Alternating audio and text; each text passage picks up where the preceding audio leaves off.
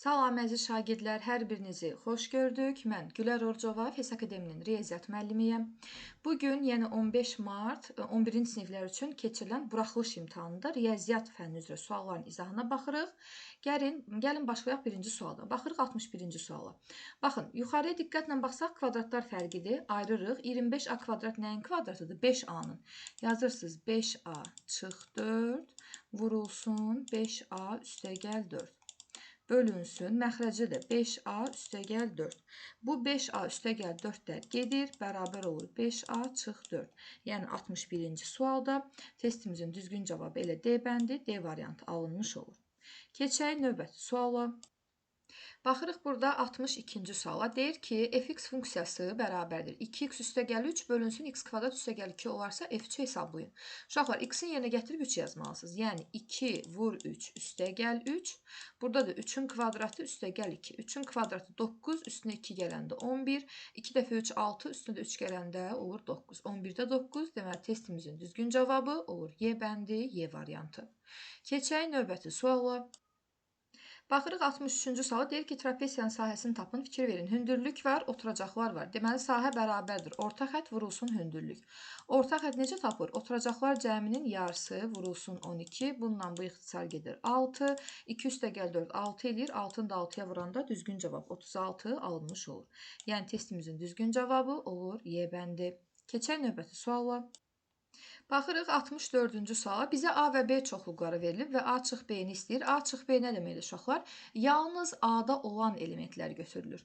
Bax, 2-ni götürə bilməzsiniz, B-də var. 4-ü götürə bilməzsiniz, B-də var. 6-nı götürə bilməzsiniz. Deməli, yalnız A-da olanlar 1, 3, 5 testimizin düzgün cavabı olur D bəndi. Keçək növbəti suala. Baxırıq burada 65-ci suala. Verilən bu çox hədini vuruqlara ayırın deyir. Deməli, 12a kvadrat çıxılsın 24a-dırsa, 12a kvadrat çıxılsın 24a. Bu da bərabərdir. 12a-nı çıxardırıq mötərizənin xaricinə. Burada qalır a. 24a-nı da 12a-yı böləndə olur 2. Deməli, 12a vurulsun a çıxılsın 2. Testimizin düzgün cavabı olur C bəndi, C variantı. Keçək növbəti suala. Baxırıq 66-cı suala. Deyir ki, bu ifadənin qiymətini hesablayın. Permütasiya 4-dən 4, 4 faktorialdır. Permütasiya 3-dən 3, 3 faktorialdır. 4 faktorial bərabərdir 24-ə, 3 faktorial bərabərdir 6-ya. Toplasaq düzgün cavab 30 alınmış olur. Yəni 66-cı sualda testimizin düzgün cavabı olur C bəndi. Keçək növbəti suala. Baxırıq 67-ci suala. Deyir ki, A və B ədədlərinin işarələrini müqayisə edin, daha doğrusu müəyyən edin. Baxın, 271 dərəcə düşür 4-cü rübə. 4-cü rübə kosinus nədir? Müsbətdir. 271 dərəcə düşür 4-cü rübə. 4-cü rübə kosinus müsbətdir. Deməli, A böyükdür 0 olur. İndi baxın, burada mənfi qarşıya keçir. Bu olur tangens 187. Və 187 dərəcəlik bucaq 3-cü rübün bucağıdır. Tangensi müsbətdir. Amma qarşıda mənfi varsa, deməli, bu belə deyək də, ədədin işarəsi olacaq mənfi. Deməli, B kiçikdir 0-dan. A böyükdür 0, B kiçikdir 0, düzgün cavab A bəndi, A variantı alınmış olur. Keçək növbəti suala.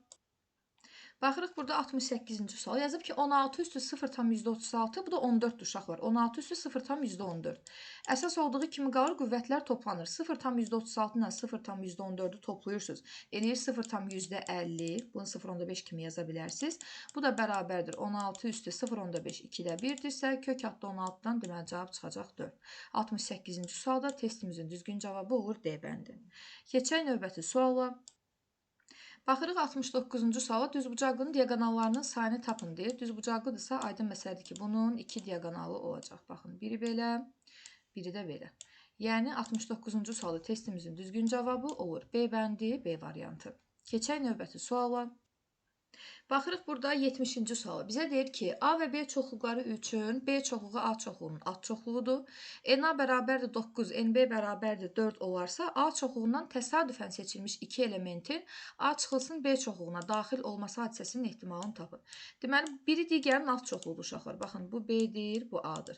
B çoxluğunda 4 element varsa, A-da ümumilikdə 9 element olmalı. Deməli, yalnız A-da 5 element yerləşir. İndi bu bizə deyir ki, A çoxluğundan təsadüfən seçilmiş 2 elementin. Fikir verin, A çoxluğunda 9 element var. Təsadüfən ikisini seçirsinizsə olur kombinizon 9-dan 2. İndi bu surətdə də əlverişli hallar yazılmalıdır. Deyir ki, bu iki element A çıxılsın B çoxluğuna daxil olmalıdır. A çıxılsın B, yəni yalnız A-da olanlardır.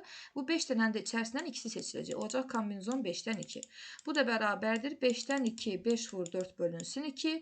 9-dan 2, 9 vur 8 bölünsün 2-dir. Deməli, burada 2'lər gedir, 20, 72. Bunu da 4'e ixtisar aparsaq, 18 və 5. 18-də 5 testin düzgün cavabı olur A bəndi. Keçək növbəti suala. Baxırıq burada 71-ci sual. Deyir ki, 4-cü rübdə yerləşən A nöqtəsindən apsis oxuna qədər olan məsafə 4, ordinat oxuna qədər olan məsafə isə 6-ya bərabərdir. A nöqtəsinin koordinatlarını tapın. Hər zaman apsis oxuna qədər məsafə deyirsə Y-i nəzərdə tutur uşaqlar. Ordinat oxuna qədər məsafə deyirsə, deməli burada apsisi nəzərdə tutur. Bax, şəkil üzərində bunu təsvir etsək koordinat sistemində. Deməli, bu Y oxudur, bu da X oxudur. Burada bir A nöqtəsi var. Baxın, bu apsis oxuna qədər məsafəsi bərabərdir 4-ə. Ordinat oxuna qədər məsafəsi isə bərabərdir 6-ya. İndi bu məsafə 6-dırsa, deməli, buradan bura qədər də 6-dır. Bu koordinat oldu 6. Yəni, A nöqtəsinin apsisi bərabər oldu 6-ya. Buradan bura qədər məsafə 4-dürsə, deməli, buradan bura qədər məsafə də 4 olacaq. Amma bu koordinat olur -4, çünki niyə görə 4-cü rübdə yerləşir. Deməli, Y oldu -4. Bu da bizdən A nöqtəsinin koordinatlarını tapmağı tələb edir. Deməli, X 6-dır, Y -4-dür. Düzgün cavab C bəndi, C variantı alınmış olur. Keçək növbəti suala. Baxırıq 72-ci suala. Deyir ki, ABC üçbucağında S bucağı 90 dərəcə olarsa, kosinus alfa vurulsun tangens bettanı tapın. Kosinus alfa vurulsun tangens betta. Rahat bir trigonometriya sualıdır. Bərabərdir. Baxın, iti bucağın kosinusunu tap deyirsə, hər zaman bitişik katet bölünməlidir hipotenuza. İndi betta bucağına baxırsan, iti bucağın tangensini tap deyirsə, qarşıdakı katet bölünməlidir bitişik katetə, olur A bölünsün B. Bu da olur A kvadrat bölünsün BC. A kvadrat bölünsün BC, düzgün cavab B bəndi, B variantı alınmış olur. Keçək növbəti suala. Baxırıq burada 73-cü sual. Kosinus 20 dərəcə bərabərdir A olarsa, sinus 10 dərəcəni A ilə ifadə edin. 20 nədir? 10-un 2 mislidir. Deməli, yazırsınız ki, kosinus 2 vurulsun 10 dərəcə bərabərdir A-ya. Buna kosinus 2 alfa kimi baxırsınız və sinusdan olan düsturun yazırsınız. Yəni, 1 çıxılsın, 2 sinus kvadrat 10 dərəcə bərabərdir A-ya. Buradan 2 sinus kvadrat 10 dərəcə bərabərdir 1 çıxılsın A-ya. Buradan sinus kvadrat 10 dərəcə bərabərdir 1 çıx A bölünsün 2. Bizə də sinus 10 dərəcənin özü lazımdırsa, deməli olacaq kök altında 1 çıxılsın A bölünsün 2-yə. 73-cü sualda testimizin düzgün cavabı olur D bəndi, D variantı. Keçək növbəti suala. Baxırıq 74-cü suala. Deyir ki, oturacağının perimetri 15, yan tili isə 9 olan düz prizmanın yan səthinin sahəsini tapın. Yadımıza salırıq, S yan nəyə bərabərdir? P oturacaq vurulsun H-a. Oturacağın, baxın, perimetrini bizə verib 15-dir. İndi düz prizmadan danışırıqsa, yan til elə hündürlüyün özüdür. 15-də 9-a vuranda, deməli, 90 üstə gəl 45, yəni 135-ə bərabər olmuş olur. Keçək növbəti suala. Baxırıq burada 75-ci sual. 75-də bizə deyir ki, uzunluqları 500 metr və 300 metr olan iki tuneldən birincinin son nöqtəsi ilə, baxın bu nöqtə ilə, ikincinin başlanğıc nöqtəsi arasındakı məsafə 15 kilometrdir.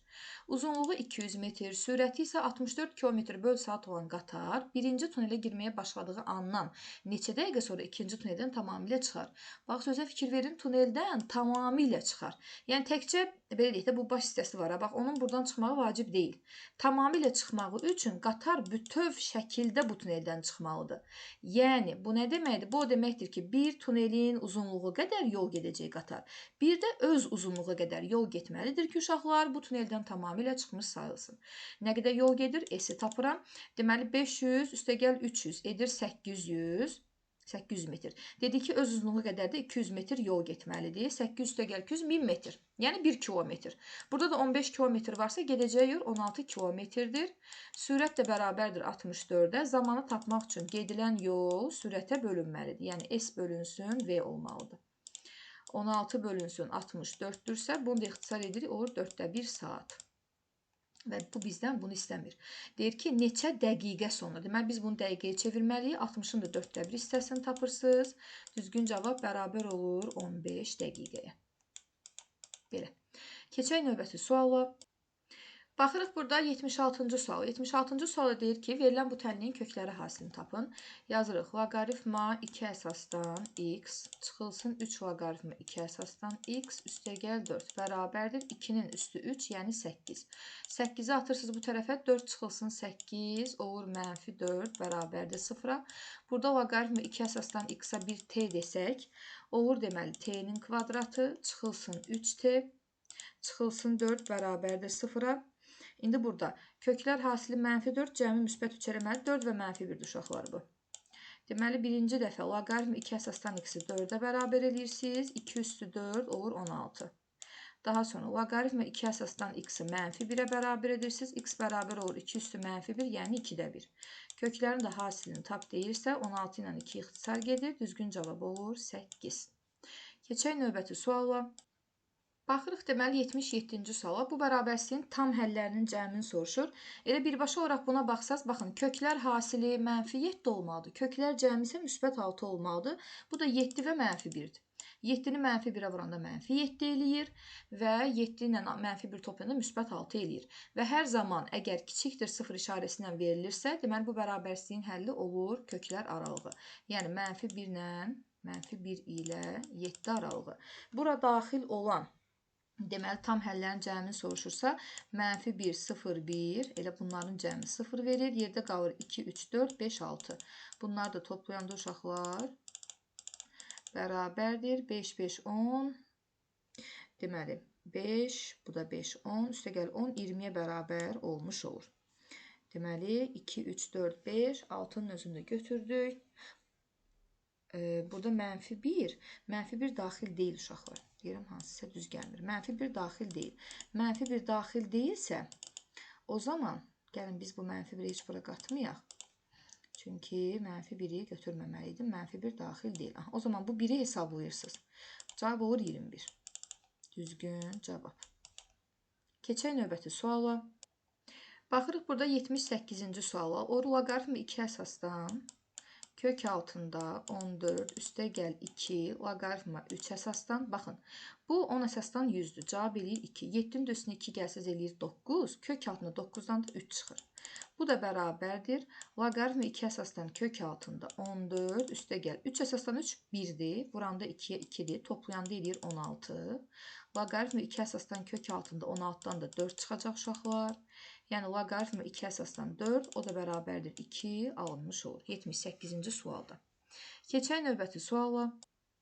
Baxırıq burada 79-cu sualı. Deyir ki, katetləri 6 və 8 cm olan düzbucaqlı üçbucağın böyük katet ətrafında fırlanmasından alınan fiqurun yan səthinin sahəsini tapın. Deməli, burada konus yaranacaq uşaqlar. Bax, fikir verin. Deməli, bura 8 olsun, bura 6 olsun. Pifagora görə bura olacaq 10. İndi böyük katet ətrafında fırlanmasından deyirsə, bax, burada belə bir konus yaranır. Hətta belə edək. Bax, belə bir konus yaranacaq. Aha, hansı ki, radiusu 6-dır və buradakı eli də bərabərdir 10-a. Deməli, S yan bərabərdir pi r l. Bu da bərabərdir, radius 6-dır. Deməli, eldəki 10-dur. Vuranda uşaqlar eləyir 60. Pi-nin də qiymətini verməyib, ona görə yanına yazırsınız. Deməli, 79-cu sualı düzgün cavab 60 pi alınmış olur. Keçək növbəti suala.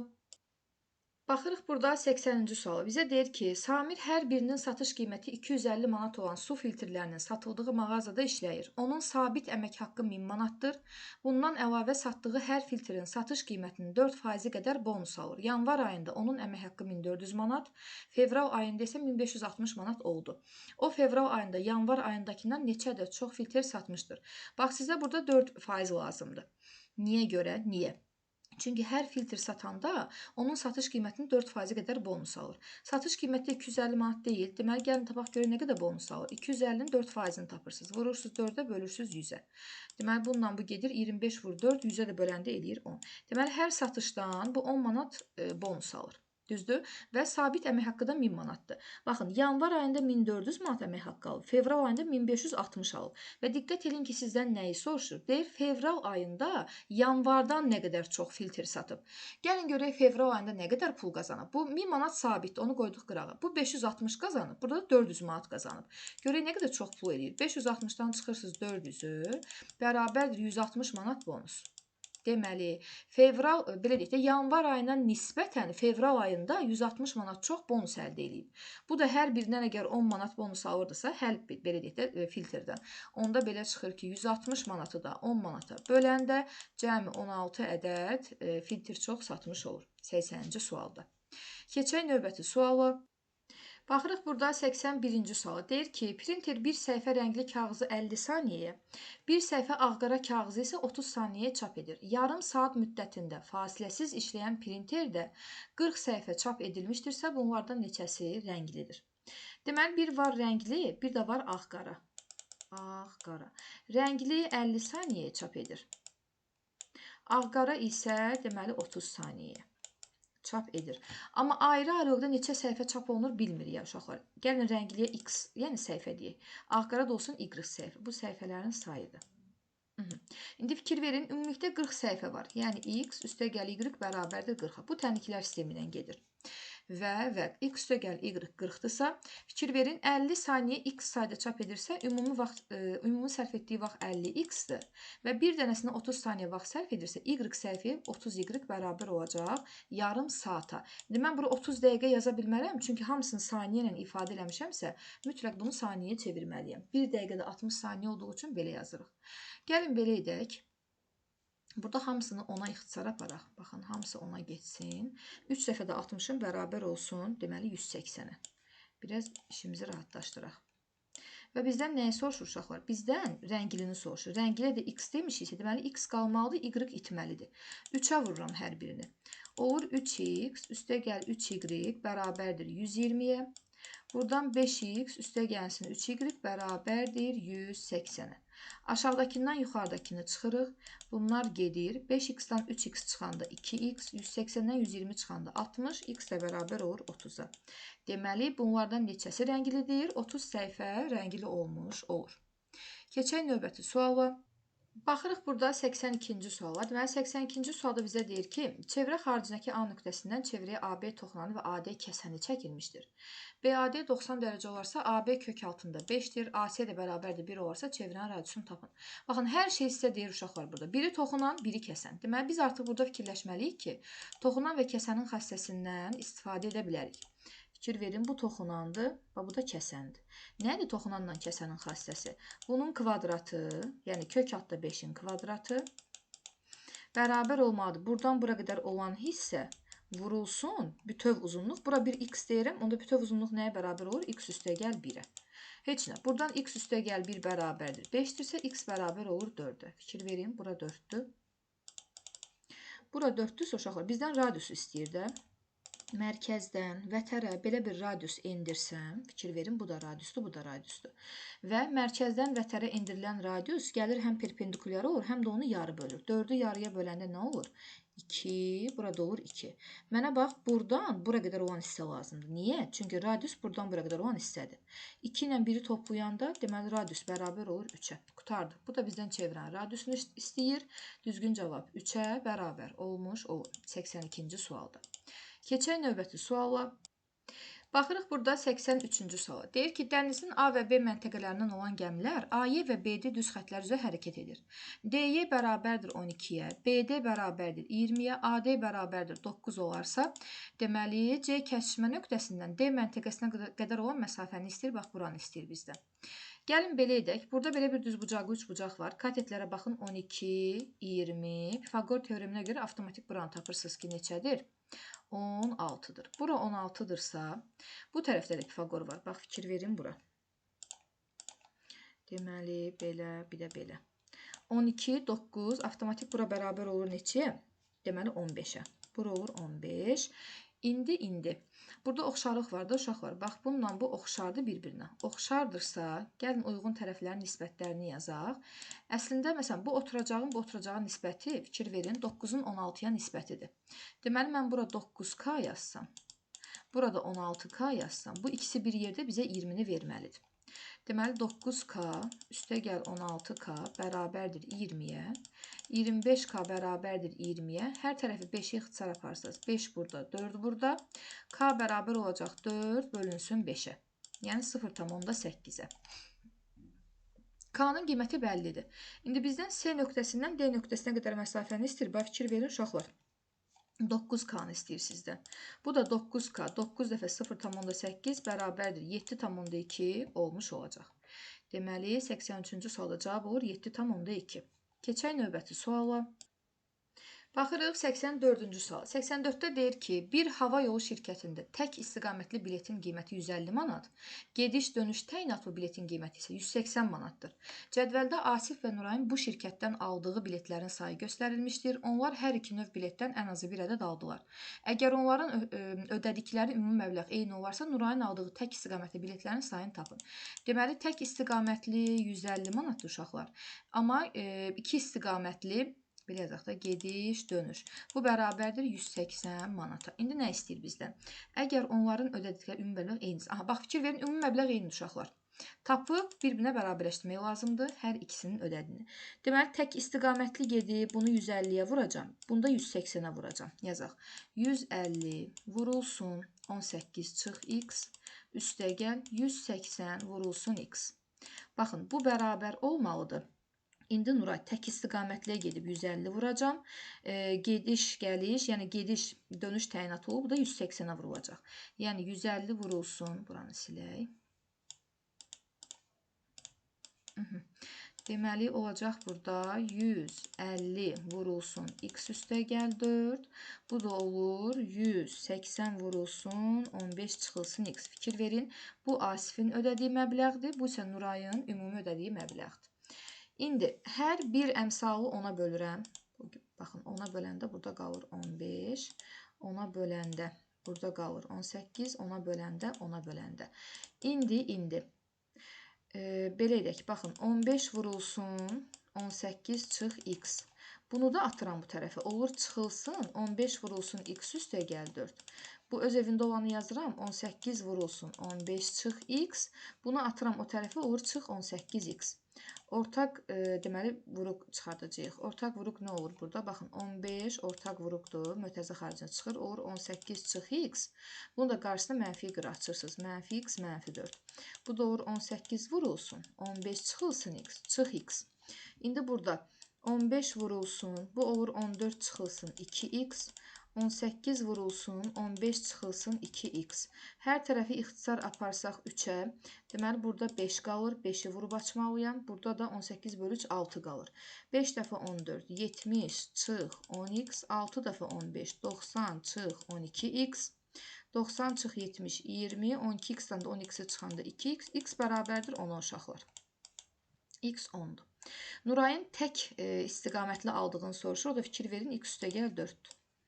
Gətirirsən burada x-in yerinə 10 yazırsan, onun da üstünə 4 gələndə düzgün cavab 14-ə bərabər olmuş olur. Deməli, 84-cü sualda. Maraqlı sual idi. Keçək növbəti suala.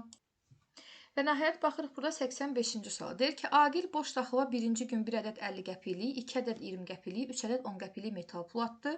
O növbəti günlərdə daxıla atdığı hər növ qəpiyin sayını əvvəlki günə nəzərən 1 ədəd artırdı. Neçə gündən sonra daxılda cəmi 48 manat pul olacaq. Və birinci gün nə qədər atıb? 50 qəpik bir dənə, 20 qəpik, 10 qəpik. Toplayanda edir, deməli, yox, üzrsən, bir dənə 50 qəpiklik atıb, 2 dənə 20 qəpiklik atıb, oldu 40. 3 dənə də 10 qəpiklik, 30, 70 də gəlirli. Birinci gün 120 qəpik pul atıb. 120 qəpik. Baxın, ikinci gün deyir, növbəti günlərdə daxılı atdığı hər növ qəpiyin, fikir verin, yəni 50 qəpiklik, 20 qəpiklik, bir də 10 qəpiklik. Hər növ qəpiyin sayını deyir, əvvəlki gün nəzərən bir ədəd artırdı. Və əslində silsilə sualdır uşaqlar, fikir verin. Birinci gün atdığı 120-dir, A1 bərabərdir 120-yə. D də bərabərdir silsilə fərqi. Hər gün nə qədər artırıb? Bax, bir dənə 50 qəpikliyi artırıb, bir dənə 20 qəpikliyi artırıb, bir dənə də 10 qəpikliyi artırıb. Deməli, ümumi 80 qəpik artıb. Belə. SN də bərabərdir 48 manata, yəni 4800-ə. Gəlin görək, neçə gündən sonra bizə N lazımdır uşaqlar. Neçə gündən sonra? SN düsturundan gedirik. 2A1, 2 dəfə 120, 240, üstəgəl. Deməli, D vurulsun N-1. 80 vurulsun N-1. 80 N çıx 80. Bölünsün 2. Vurulsun N bərabərdir 4800-ə. İndi burada 240-dan 80 çıxanda olur 160. 160'ı da 2'yə böləndə 160 bölü 2 80. Bu 80 eni də 2'yə böləndə 40 en vurulsun en bərabərdir. Vurulsun en bərabərdir 4800'ə 120 çıx 40. Daha doğrusu 80 aldıq, üstə gəlsin 40 en. Aha. İndi burada 40'ı çıxardaraq mötərizənin xaricinə gəlin eni də ataq əvvələ. Burada qalsın 2 üstə gəlsin en bərabər 4800'ə. 4800'ü 40'a bölsək qalır 120. Eni vurub açsam olur n kvadrat üstə gəl 2n. 120'ni də atsam bu tərəfə çıx 120 bərabərdir 0'a. Deməli burada VT görə fikirləşməliyik uşaqlar. Mənfi 2 ilə 10 olacaq. Daha doğrusu mənfi 12 ilə 10 olacaq. Çünki bu mənfi 120 eləməlidir. Bu da bunun əksi mənfi 2 eləməlidir. Qutardı. N mənfi ola bilməz çünki gün sayından söhbət gedir. Cavabımız bərabərdir 10 uşaqlar. Yəni 10 gündən sonra daxilda cəmi 48 manat pul olacaq. Belə. Ümumi səviyyəyə baxsaq, məncə, yəni ilk imtahana nəzərən suallar daha yaxşı idi, demək olar ki, orta səviyyəli idi. İnşallah ki, hər biriniz daha yüksək nəticə yığmış olarsınız və ümid edirəm ki, bugün izah etdiyim sualların da, yəni həlləri bizə tam şəkildə aydın olmuş oldu. Bugünkü izahımız haqqında bu qədər uşaqlar. Növbəti izahlarda yenidən görüşərik. Sağ olun, hələlik.